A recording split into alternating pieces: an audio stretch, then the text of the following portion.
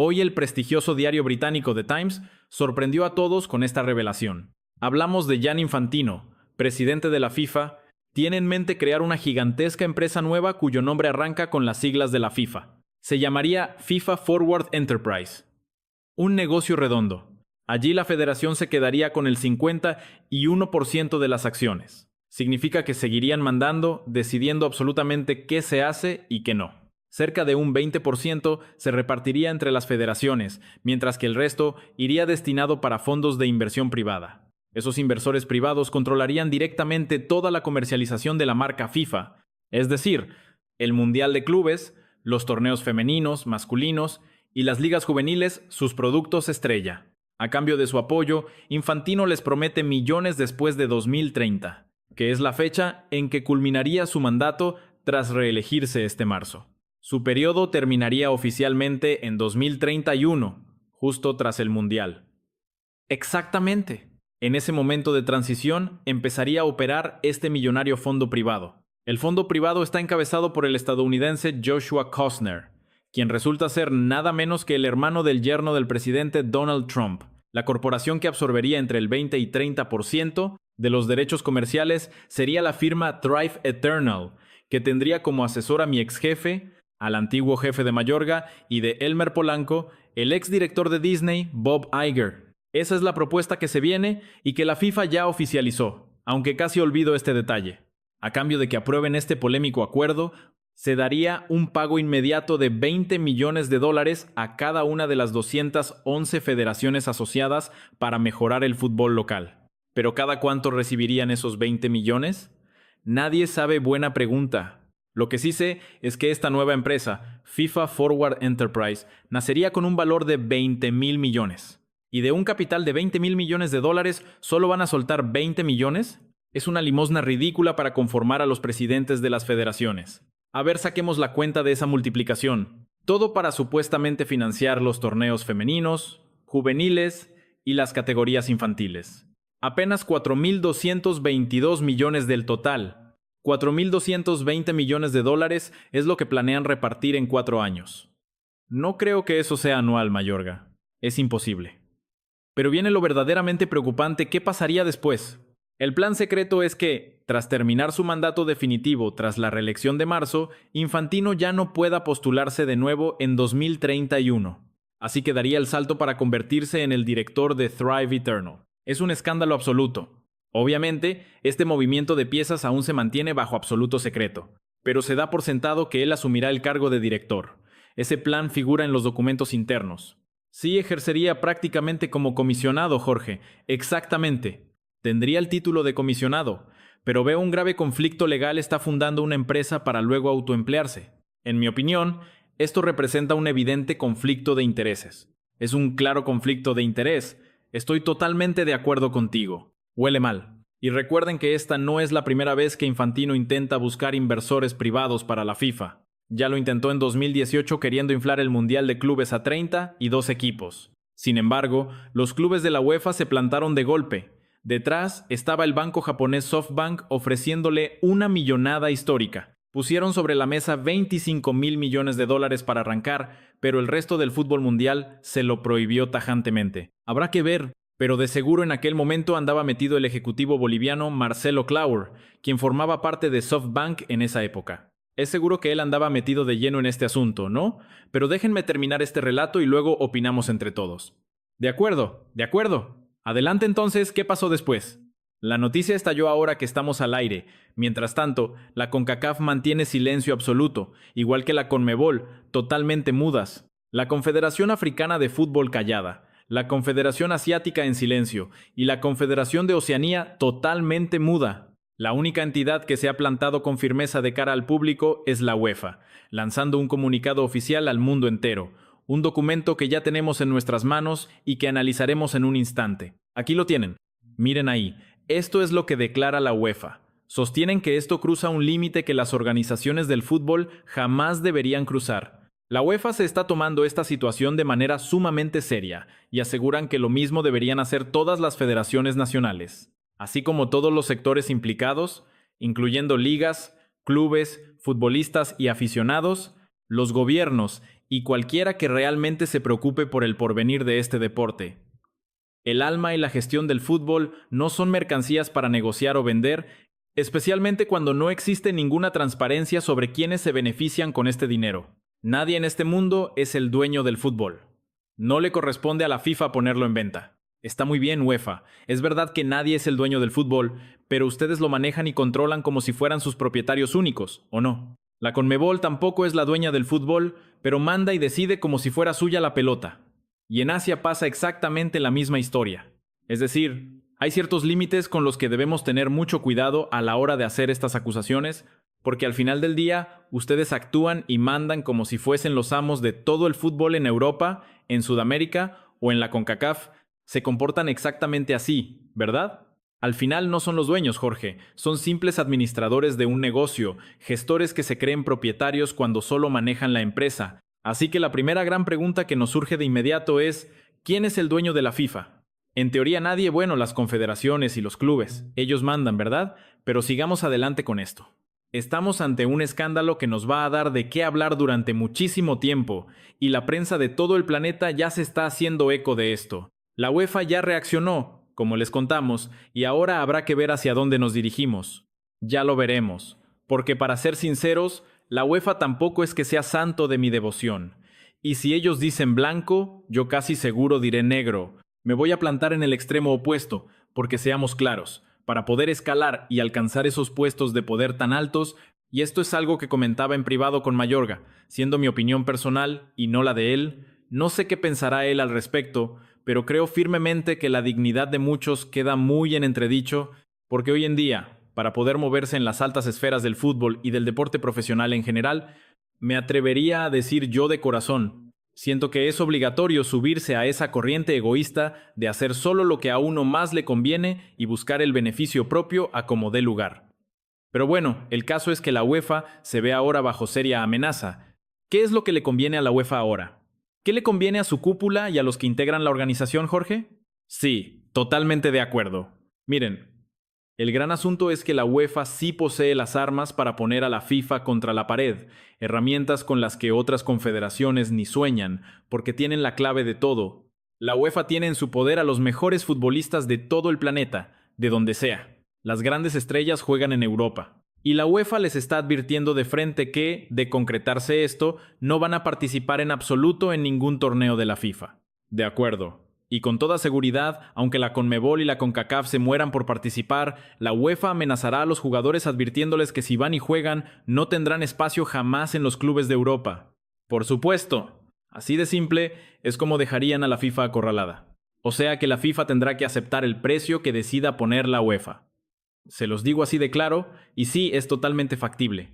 La FIFA está obligada a ceder ante las pretensiones de la UEFA si quiere sacar adelante sus planes, de lo contrario se quedará sin nada. Usted está reduciendo todo el conflicto al terreno meramente económico, ¿de acuerdo? O sea que todo se reduce al final al sucio dinero. Pero claro, ¿usted cree que la reacción de la UEFA es solo por plata? Yo opino que la reacción de la UEFA se debe al poder y no al dinero, aunque lógicamente la plata también juegue su parte. Para mí es poder, pero también avaricia, porque ¿qué necesidad real tenía Gianni Infantino de subastar el producto de la FIFA después de la fortuna que acaban de recaudar con el Mundial? Esa obsesión por el dinero, que en términos religiosos se le llama pura codicia, ser un completo angurriento por los billetes. Eso es todo. Ellos descubrieron que expandiendo el número de clubes participantes en los mundiales, sumado a ese ejemplo tan claro que plantea. En el polémico comunicado que hoy lanza la FIFA, Infantino asegura que sin sus millonarias inversiones en selecciones pequeñas como Curazao o Cabo Verde, el mapa del fútbol mundial jamás las habría conocido. Es una soberbia tremenda la de este señor. ¿De verdad podemos encontrar más milagros futbolísticos así si seguimos metiendo dinero? Ese es justamente el discurso hipócrita y la retórica barata que inunda el comunicado que acaban de publicar. Un texto que a la larga no es más que pura demagogia barata, redactado para complacer a un entorno que solo busca lucrar. Quieren exprimir hasta el último centavo de este bendito negocio. Una ambición desmedida que nos arrastra directo hacia dos escenarios sumamente peligrosos de los que todavía no hemos empezado a hablar seriamente aquí en la mesa. El primero de ellos. Consiste en llevar la Copa del Mundo únicamente a metrópolis muy específicas del primer mundo, donde la maquinaria financiera pueda exprimir y explotar el torneo de manera salvaje y sin límites. Estamos hablando de sedes como Estados Unidos, Londres o la opulencia del Golfo Pérsico. Piensen en cualquiera de esos gigantescos mercados. Sí, la región del Golfo Pérsico, donde el dinero fluye sin control. Millones y verdaderas montañas de billetes por pura codicia. Ese es un peligro latente y brutal. Y el otro gran riesgo es que acorten el ciclo de nuestra amada Copa del Mundo.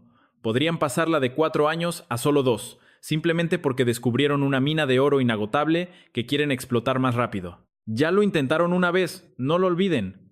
La UEFA se les plantó de cara con total firmeza en su momento, pero la idea sigue fija en sus mentes y hacia ese abismo se dirigen. Hacia ese rumbo de avaricia quieren arrastrarnos. Pero escuche con atención lo que viene ahora.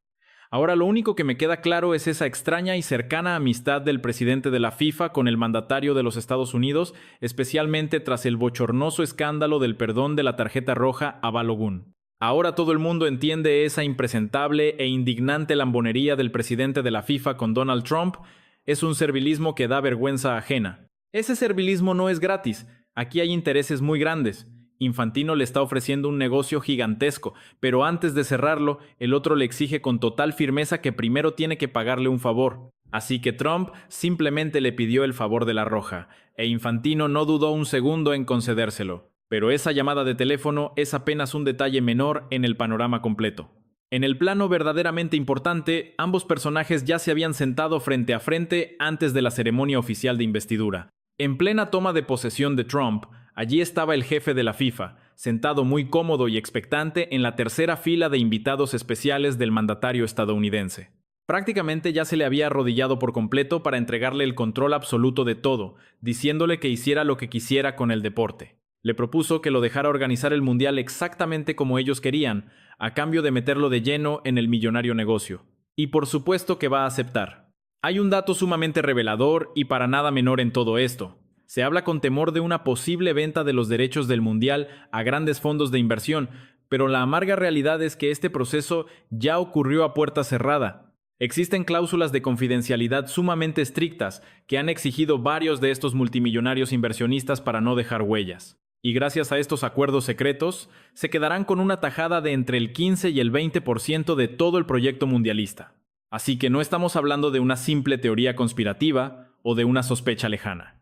Esto no es que esté en camino de ocurrir la triste realidad, es que la Copa del Mundo ya fue vendida al mejor postor. Al final todo se decide con esos votos comprados. Por votación es obvio que Infantino tiene el triunfo asegurado. El verdadero dilema surgirá si la UEFA no recibe la millonada que exige y decide darles la espalda por completo. Sin los europeos, simplemente se quedarían sin un mundial de fútbol digno. No tendrían cómo sostener el nuevo Mundial de Clubes, ni los torneos juveniles de prestigio, y mucho menos la Copa del Mundo en su categoría femenina. Es una realidad innegable, aunque tal vez el golpe al torneo femenino no sea tan inmediato o devastador como en los otros casos. Pero la UEFA sostiene un rol protagónico absoluto en la calidad competitiva que el torneo exige. No olvidemos que hoy en día tienen bajo su control a los clubes femeninos más dominantes del planeta. Cuentan con potencias como Francia, con una España que se ha consagrado campeona en repetidas ocasiones, además de Inglaterra, Suecia y la siempre competitiva Noruega, que representan la élite absoluta. Aunque claro, la gran superpotencia americana sigue siendo Estados Unidos, mientras que en Europa destaca esa España campeona de todo. Totalmente de acuerdo con eso. Al final la UEFA no va a ceder tan fácil. Sigo sosteniendo con firmeza que esto es una cruda e implacable lucha de poder, y ojalá que se mantenga en ese terreno para frenar el abuso de la FIFA. En realidad se mezclan ambas motivaciones en este conflicto. No podemos separar el poder de los millones de ningún modo. Es bien sabido que ante un fajo de billetes casi cualquiera se doblega. Lamentablemente, en este negocio tan corrupto, todo el mundo parece tener un precio establecido. En cambio, cuando lo que defiendes es el poder real, la cosa cambia por completo. La UEFA jamás va a permitir que la pasen por encima, porque su orgullo los obliga a imponer sus propias condiciones en el tablero. Esta guerra tan egoísta no es nada sana para el fútbol mundial. Permítanme jugar un poco el papel de abogado del diablo en este debate, porque hay actitudes indignantes que cansan.